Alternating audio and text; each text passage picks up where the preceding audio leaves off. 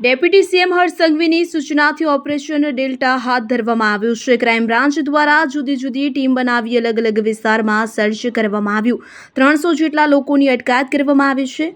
41 પુરુષ, 95 મહિલા અને 30 બાળકો બાંગ્લાદેશી છે। અન્ય લોકોની પૂછપરછ હાલ ચાલી રહી છે। મહિલાઓ સ્પા પ્રોસ્ટિટ્યુશનમાં કામ કરતી હતી। સ્થાનિક એજન્ટની સંડોવણી બાબતે તપાસ થશે। મોટાભાગના પુરુષો ટેલરિંગ અને કચરો વીણવા સહિતની મજૂરી કામ કરતા હતા। ઘૂસણખોરોને ડિપોર્ટ કરવામાં આવશે। કેટલાક બાંગ્લાદેશીઓ મહિનાઓ પહેલા આવ્યા છે। નારોલ, વટવા, ઓઢવ, ઈસનપુર, દાણી લીમડા વિસ્તારમાંથી વધારે ઘૂસણખોરો મળી આવ્યા છે। તે ઉપરાંત સરખેજ અને નરોડા સહિતના વિસ્તારોમાં પણ ગેરકાયદેસર બાંગ્લાદેશીઓ મળી આવ્યા છે। એક ઐતિહાસિક ઓપરેશન ડેલ્ટા માનનીય નાયબ મુખ્યમંત્રી શ્રીના સૂચના હેઠળ અહીંયા રાતમાં કરવામાં આવેલ છે, જેનો પર્સનલ સુપરવિઝન મિસ્ટર શરદ સિંઘલ, જોઈન્ટ કમિશનર ક્રાઇમ નાઓએ કરેલ છે।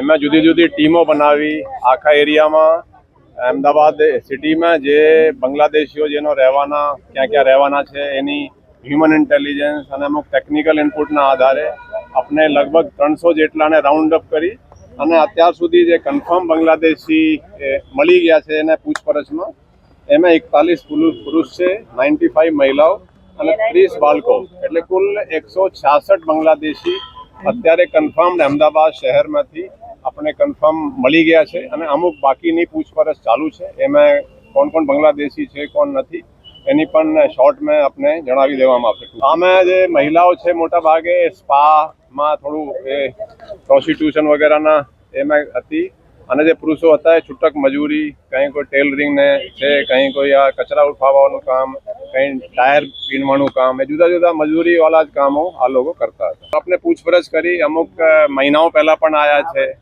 કોઈ 8 મહિના પહેલા, 6 મહિના પહેલા, અમુક 2-3 વર્ષ પહેલા પણ છે। આજે છે ને ચંડોલામાં તો અત્યારે બધું ક્લિયર થઈને અમુક જુદા જુદા વિસ્તારોમાંથી મળ્યા છે। દાખલા તરીકે નારોલ છે, વટવા છે, પછી ઓઢવ છે, ઈસનપુર છે, દાણી લીમડા છે, આ એરિયામાંથી એ વધારે મળ્યા છે। આમ તો અમદાવાદના જુદા જુદા સરખેજ એરિયાથી પણ મળ્યા છે, નરોડા એરિયાથી પણ મળ્યા છે, પણ મોટા ભાગે આ પહેલા એરિયામાં છે। ઝોન 6ના એરિયા વધારે, એમાં ડીસીપી ઝોન 6ના એરિયામાંથી વધારે મળ્યા છે।